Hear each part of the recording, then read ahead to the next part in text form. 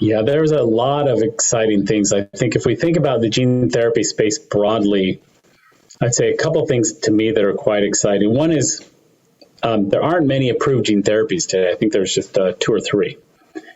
And we will see more approved over the coming years, and I think it's going to be exciting to see those treatments reach patients.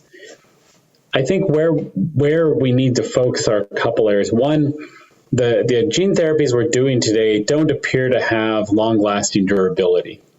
So it's not as if you treat the patient and they're treated for life. And so I think gene editing provides that opportunity to provide lifelong benefits to the patient. The second area I think is a really important one is the manufacturing side.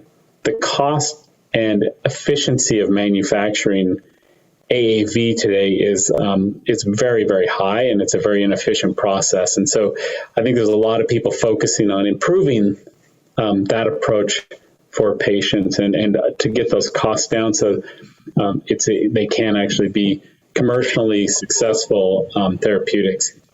The other place I think that is an important area to think about is novel delivery. We talked about this earlier, which is, how can we think about other areas beyond AAV? I think AAV has done a nice job thus far, but it's clear, there are shortcomings to it.